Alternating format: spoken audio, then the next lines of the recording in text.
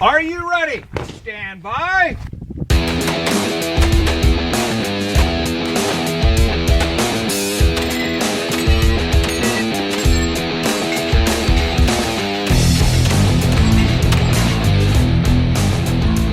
Welcome to the Three Gun Show, episode 121. I am your host, Lucas Apps, and my guest this week is Jeff Barquin. Jeff is a Three Gun Nation competitor and range officer, long-range competitor, and a great ambassador to the sport. He's also a guy who picks some gear that he likes and sticks with it in practices. I talked to Jeff about what it takes to get started in Three Gun, because we all know the hardest part about getting someone started is getting them out to that first match. We'll get into that soon. But before we get into this podcast, I want to thank you for downloading and listening to this show. The Three Gun Show is a weekly podcast where I bring you interviews featuring one of the many awesome personalities in Three Gun, and we talk about training, gear, match strategy, funny stories, and just generally have a great time. Many people have asked me how to get a Three Gun Show logo t-shirt like the ones we wore at SHOT Show. Go to threegunshow.com/merch to get yours today. The ones up currently are unisex Bella canvas shirts and are a really soft material with a good fit. That's threegunshow.com/merch. Now, let's get into the conversation with Jeff about what's needed to get started in Three Gun. Cool. Hey, we're joined here on the Three Gun Show today by Jeff Barquin. What's up, man? Hey, not much, man. How you doing? Doing good. Hey, so you've been shooting competitively about as long as I have. I think you were at my first match, if I remember correctly. It could be. We met a while ago. Yeah. So I think even at that point you were kind of dabbling in Three Gun way back then. So I kind of dipped my toe into Three Gun and then quit. And I think I shot my last Three Gun match in like 2012. So a ton has changed since then. And you know, from my show, like I talk a lot about the new shooter, and I'm always trying to get people into the shooting sports and stuff. And I don't really know that much about Three Gun these days. Like I know it's still around. I see tons of dudes shooting it and stuff. But oh, absolutely. I feel like you're the dude to come on and talk about how to get started in Three Gun, because having known you for 6.5, 7 years now, you're not the dude that's constantly running to the new thing. Like you're still shooting an M&P. You haven't went and bought the 2011 yet. No, it's coming. No, a little bit out of my price range. But like you kind of find something that you like and you've stuck with it. And, yeah. And that's something that I appreciate in the shooting sports is somebody who is committed to practice and working on with what they've got and you know, just buying gear that's good enough and kind of working with that. Yeah. Yeah. And that's probably true for most of the shooting sports. You buy something that's good enough, or a lot of firearms nowadays are more than good enough. And just practice the technique, and Three Gun is definitely a lot of technique. There's a lot of time that can be made up or blown just by the way you move from position to position. Yeah. So who are you and what do you do? So like, what is your competitive shooting story? Like, how did you get started and stuff? Well, I've always been just a kind of a gun nut, you know, growing up, you know, with Dad, you know, doing some skeet shooting and target shooting at the range and hunting and stuff. I probably got into competitive shooting probably close to 20 years ago when I was living on the West Coast. Oh, wow. Spent some time as a police officer and figured that competitive shooting was a good way to, you know, hone my skills in case I ever needed it on the street. And I got into USPSA type shooting and a little bit of Three Gun back then, but it really wasn't anything that was as prevalent as it is today. When I moved back to North Carolina with a different career, took me a while to get back into the shooting sports again. Just, you know, took me a while to get connected back in. I think that's where I met you. Might have been even down at the indoor range here in Raleigh, shooting pistols. And they used to do the one stage 50 round indoor match on like a weeknight. Yeah, exactly it. So that kind of got me back into it a little bit, shooting pistols. And, you know, once you start doing that, you connect with a few other guys and they say, hey, come on out this weekend. We're shooting a match, you know, wherever it is, Pitt County or, you know, up at Frank's range in Oxford. And, you know, it just kind of evolved from there. And then I hooked up with a few guys that were doing Three Gun matches and started getting into that. And I really enjoyed that and just decided I, you know, wanted to kind of focus on that. That's awesome.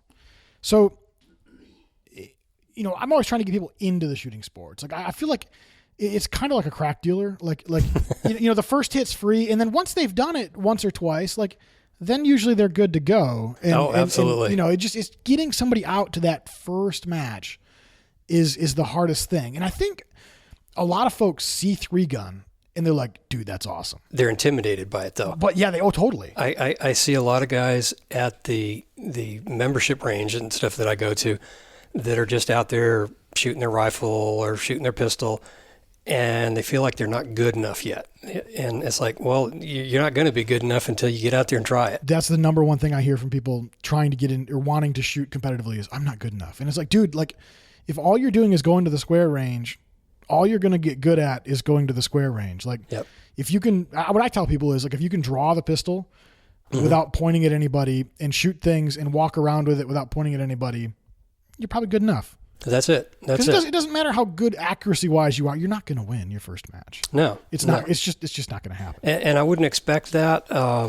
What I try to tell people is just, be safe, go slow, and get all your hits. Definitely. And then from there, you learn.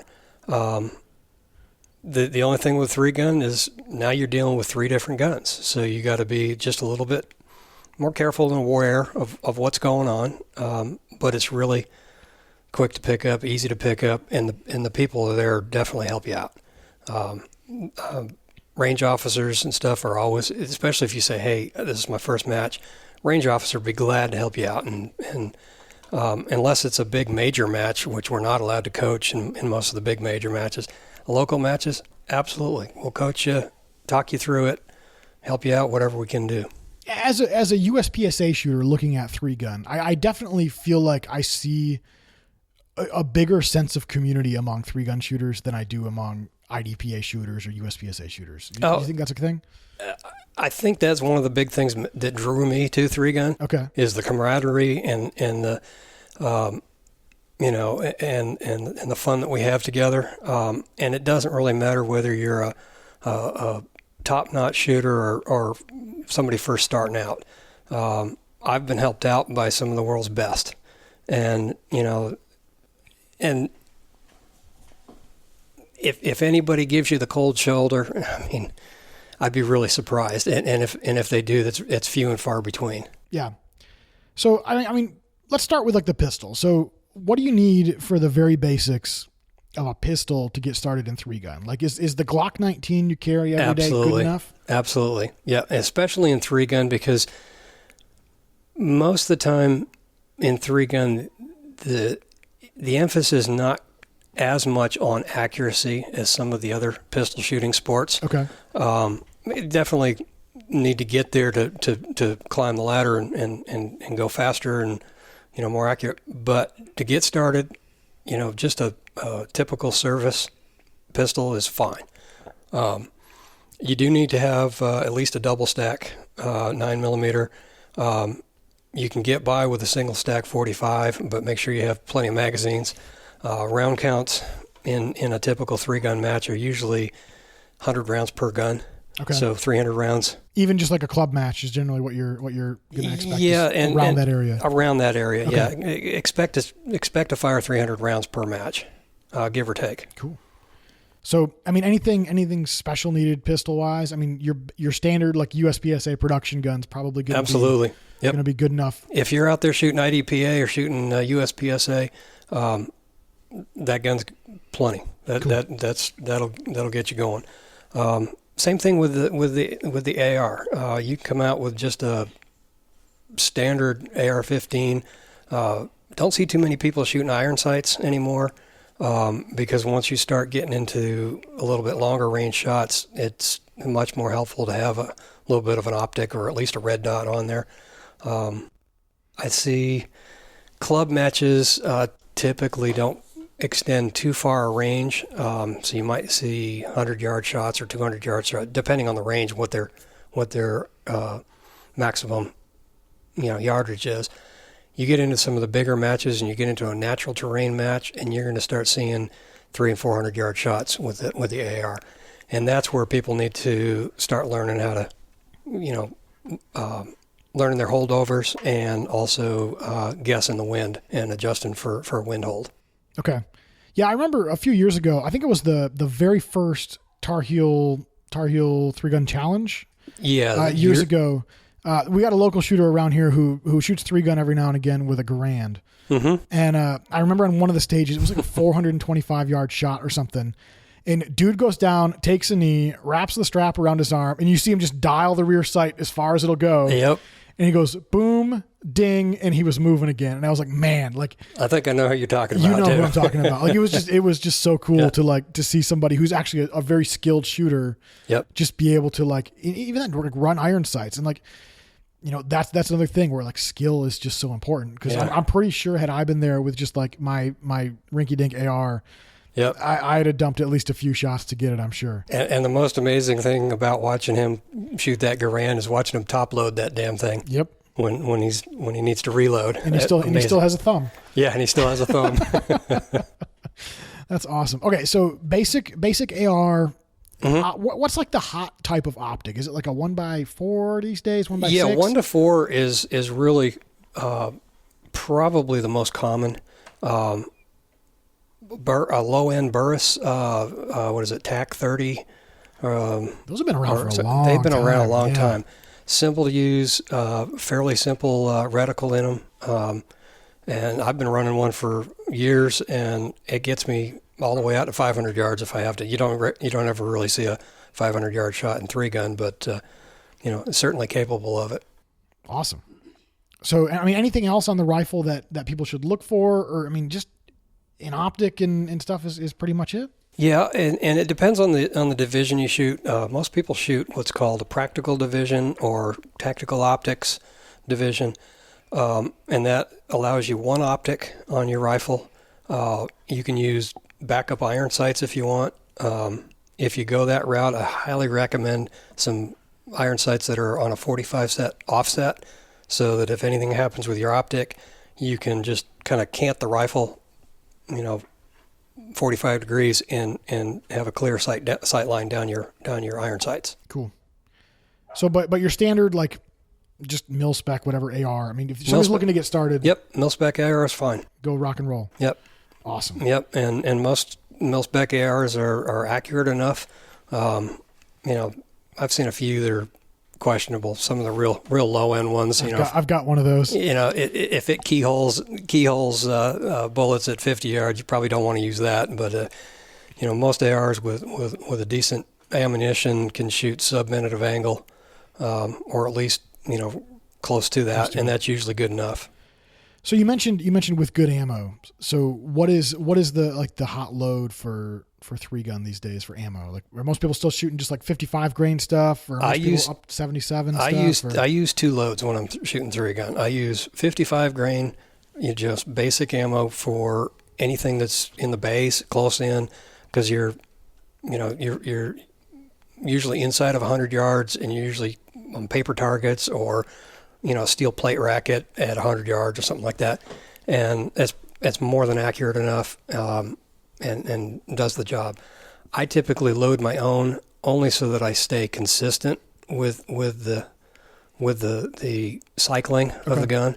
But any American Eagle or any of those inexpensive brands. They don't need to go out and buy boxes of Gold Medal Match or nothing. No, not at all. That'd be not at all. Bad decision. When you start getting into some of the longer range shots, I would use the heavier grain bullets, 69 grain and 77 grain varieties, because they tend to buck the wind a little bit better. Okay. And they hold their velocity a little bit better. So again, that's my second load. I use 77 grains for all my long range work.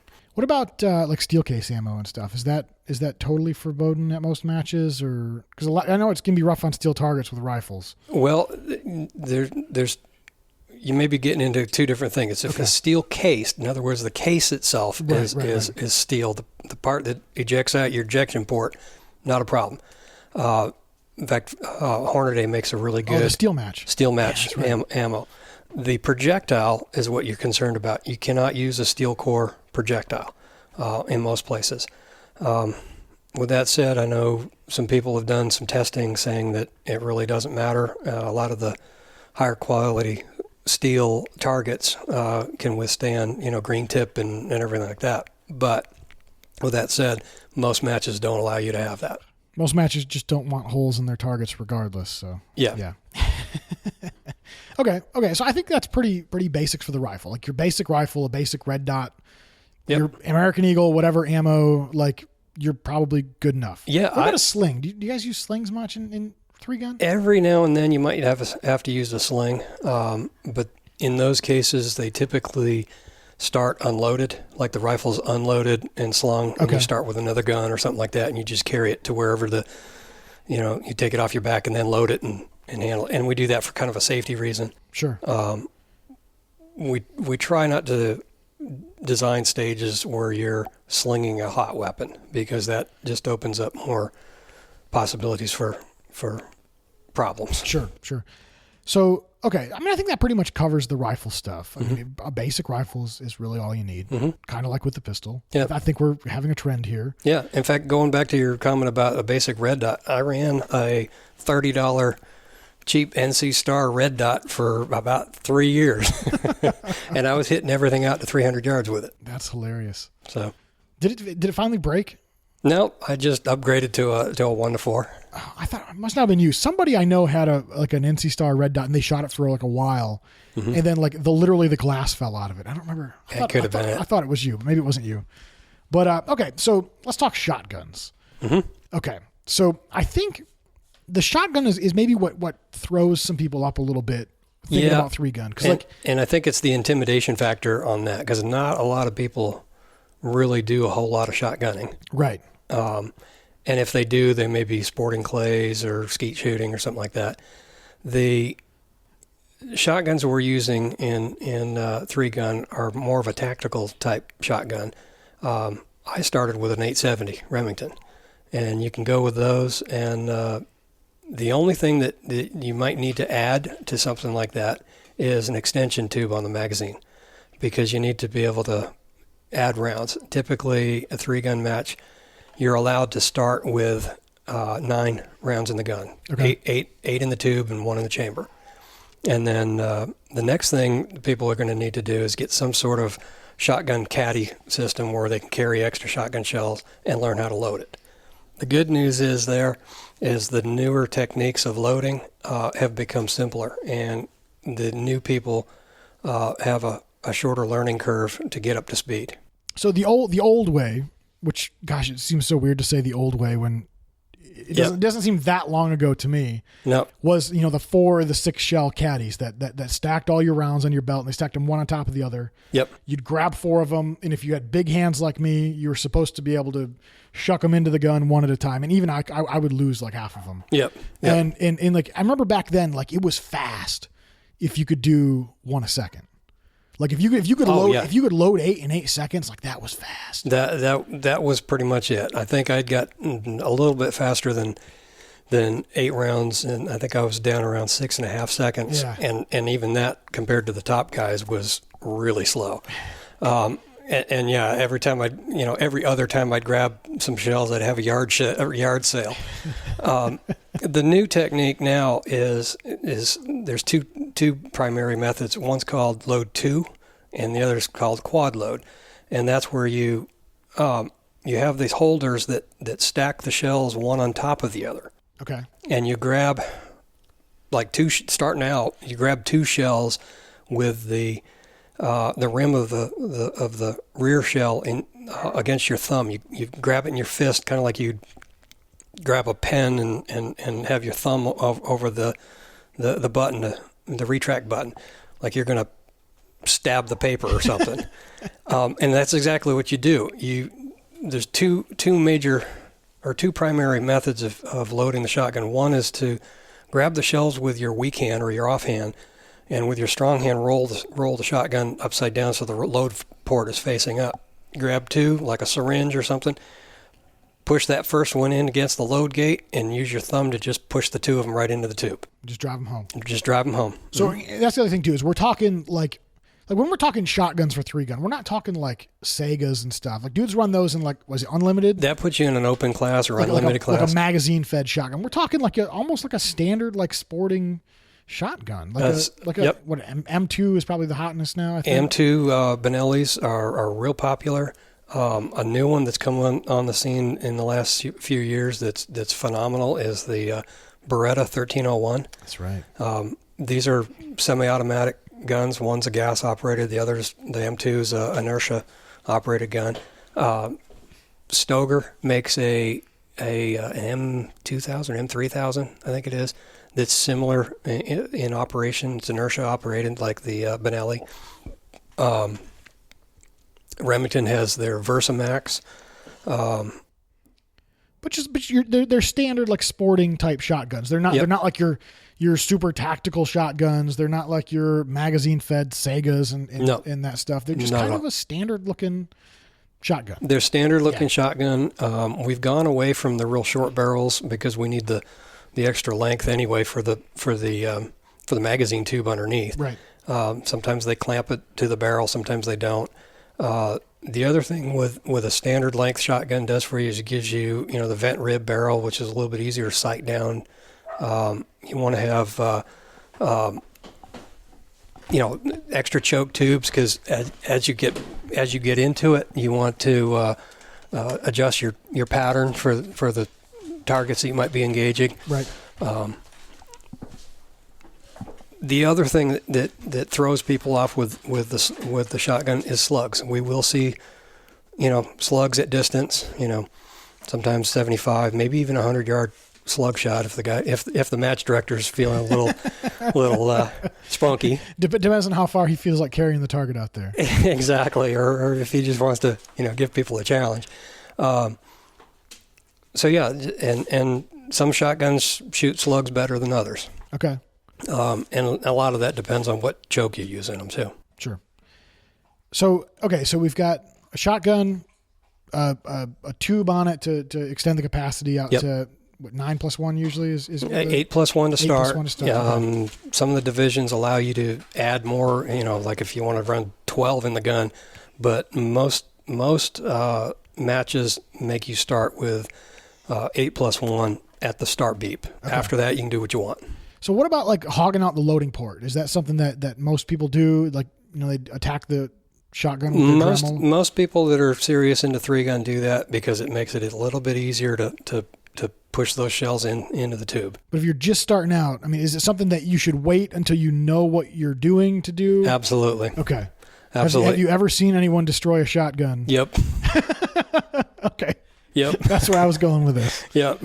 Don't just get a Dremel and start hogging away because unless there's one particular critical area on any shotgun, and that's the little ridge that stops the follower from continuing on into the receiver area. Okay. And once you grind that away, you're done.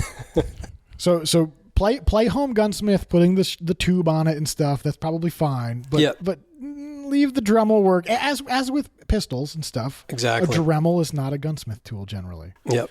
It's okay. Cool. So that's pretty basic stuff, right? Like, as far as guns. So what about like support gear? So you've got your 3 guns. They're all pretty basic guns. Mm-hmm. I think most people getting into 3-gun have probably shot a pistol match or 2. And I think that's probably a good idea. What do you think? Absolutely. It's a really good idea just to kind of get the feel for the load, make ready, shoot your match, being under the pressure of the time clock. Get a match or 2 with 1 gun. Yep. Just, okay. That's a really good idea.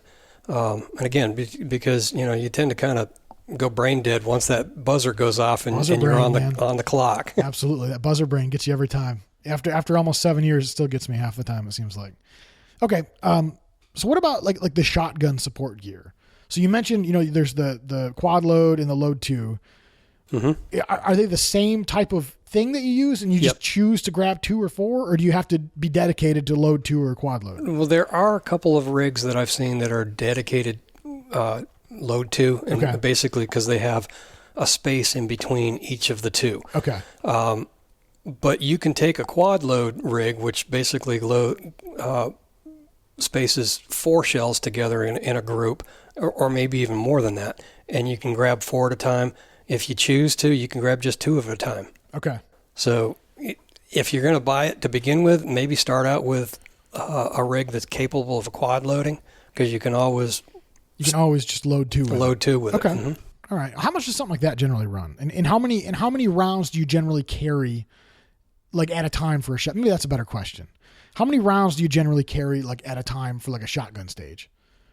For an all shotgun stage, and some matches usually have one all shotgun stage, you need to have a good amount. And in that case, I have what I call a chest rig. It's a shotgun caddy that I just strap onto my chest or my belly. And that is in addition to my normal loadout. I typically carry about 12 rounds, maybe even 20 rounds on my belt. If it's a medium-sized stage involving 3 guns and a fair amount of shotgun. But if it's an all shotgun stage, when you got to maybe run 30 or 40 rounds in that stage, you got to have something. You got to have the ability to carry about, a little box and a half of shells.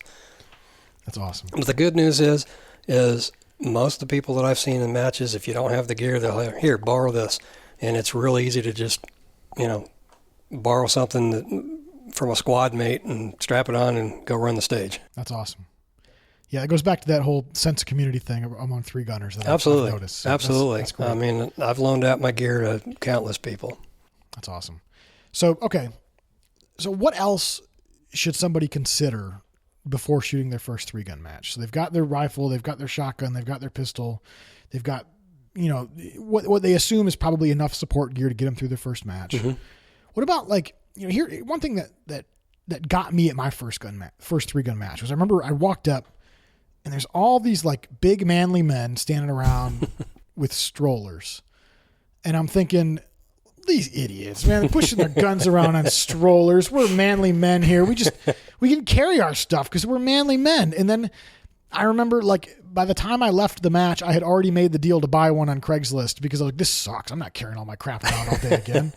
That's a good point. Is that something that people should consider? Like if you got an old jogging stroller in the garage, like throw some gun mounts on it and absolutely jogging stroller or is one that of the still old a thing? Do people still have the? It depends on where you go. It depends on the range that you're going to.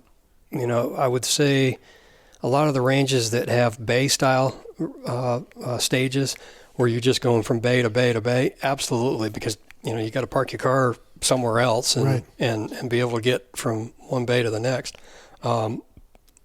If you're at a bigger venue like Woody's Hunting Rifle Club, we ended up driving to all the bays. So I haven't used my cart in a while at places like that. Because you can just drive the truck right to the next. You just drive the truck to the next stage because the stages are really spread out. Got it. Okay. I mean, anything else gear-wise that somebody should consider before going out the first time? God, I can't think of anything. I feel like we've talked for 25 minutes about the gear, and you and I both know it's not about the gear, but you still have to have a rifle and a shotgun and a pistol. Rifle, shotgun, and pistol, like I said, that'll get you through your first match. Again, the guys that are already shooting 3-gun, more than happy to help out. I'd say some of the things that I've added to my must-haves for a 3-gun is a rangefinder. Okay. So I know my ranges. One of the things that is one of my strengths in 3-gun is my ability to shoot the long-range targets. So, but in order to do that, I've got to know how far out they are, so that I know what my holdover is and what my wind correction is for whatever the wind is.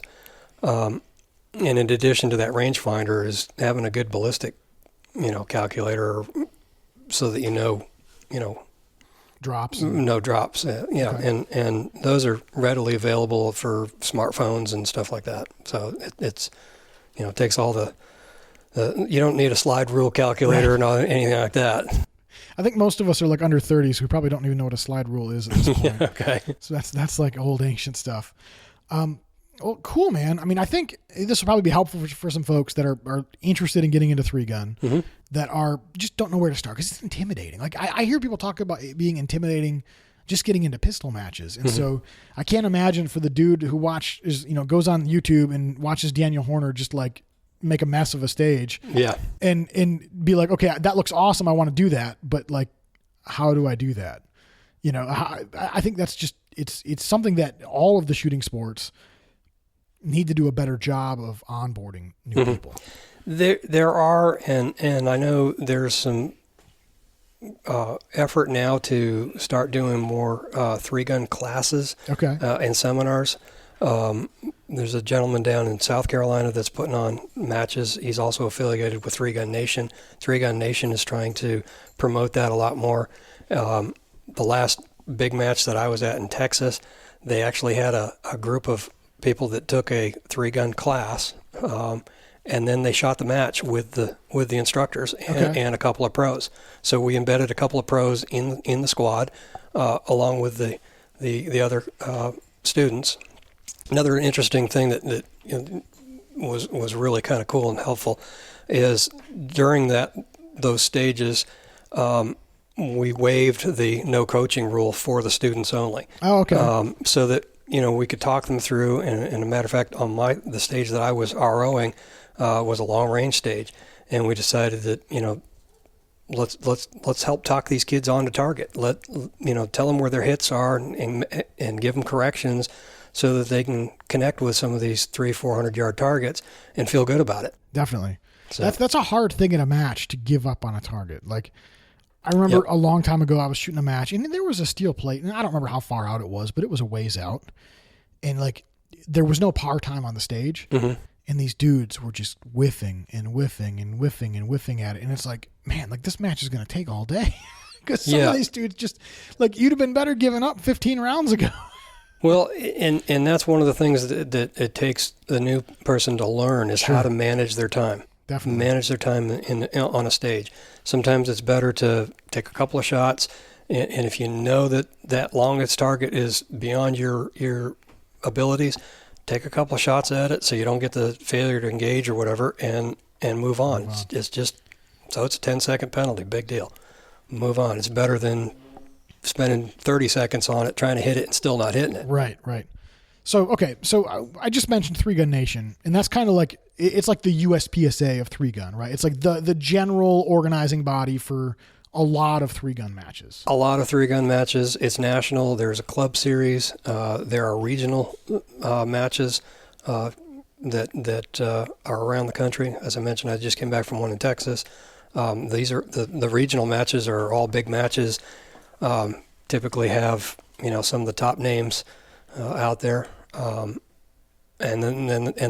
they're all kind of fed from the local club matches. Right, but not every 3-gun match is a 3-Gun Nation match. No, that's true. So there's also like what we call like an outlaw match as well. Mm-hmm, absolutely. And anything people need to look for if they're gonna get into 3-gun.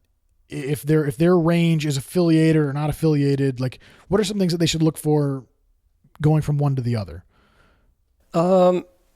Just be aware of the rule sets for each. Okay. When you're first starting out, as long as you're safe and don't, discharge a gun unsafe manner and have an accidental discharge, you're pretty good there. And I'm sure the people that are running the matches and squadding with you be helpful to just, this is what you can do and this is what you can't do. So, I mean, usually there's not like a ton of difference. Not really. Generally. I mean, because you probably, I mean, I think if you're in an area like we're in Raleigh, and if you've got one 3-Gun Nation match and you've got one like outlaw match, it's going to do everybody a disservice to have them be like totally, completely crazy different rule sets. Yeah. Because it's going to just screw everybody up because most of your shooters shoot most of everything, right? Right. Most of the category divisions that, the equipment that you're running, like the what did I say earlier, practical division or tactical optics, which are kind of interchangeable for the same thing, versus the open class, versus the class is just like a factory or stock class with no optic. Right. Those are your basic divisions. Okay. So those there's some nuances between the Outlaw and the Three Gun Nation as far as those divisions are concerned. The other thing might be scoring, the target scoring, which you really don't need, as a beginner, you don't really need to worry about whether, every scoring ring on the target is scored as a particular point value, or whether you just have to get 2 hits on the target, and so forth. And that's something I think even like as a USPSA shooter, people, I shot USPSA for probably a year before I had any idea what hit factor was. Yeah. And because it's confusing. Yeah. When you're first figuring out and you're like trying to figure like how is my score 4.5 when I shot 32 rounds? You know what I mean? Like it's confusing. So yeah, I think that's important to know. Is you don't necessarily have to know how everything is scored and stuff. As long as you know, like you shoot this target with that gun, you shoot this target with that gun. Right. You say yeehaw, you have a good time. And I think most Three Gun, whether it's Outlaw or Three Gun Nation, tries to keep it a little bit simpler in the scoring part of it. It's not nearly as technical, and we don't have to. In fact, even Outlaw and Three Gun Nation, I don't think they use power factors in there, so you don't need to worry about what power factor your ammo is, for whatever scoring category you're placed in. So. Us USPSA shooters see you 3-gunners at the range, and we're like, I know that's not making power factor. Yeah, I see that all the time. Well, cool, man. So, like, anything else you would leave with somebody who's just interested in getting started? Any like last points you would leave them with, or anything like that? Get out there and shoot a match. Just grab your gear, find a place to go shoot, get out there and shoot, shake a few hands, make a few friends, and they'll help you get going. Well, that's awesome. Well, cool, man. I appreciate you coming on. Thank you.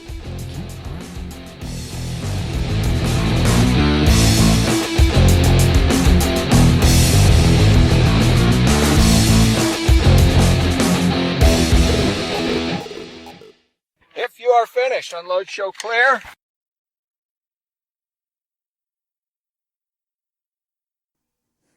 All right, April Fools.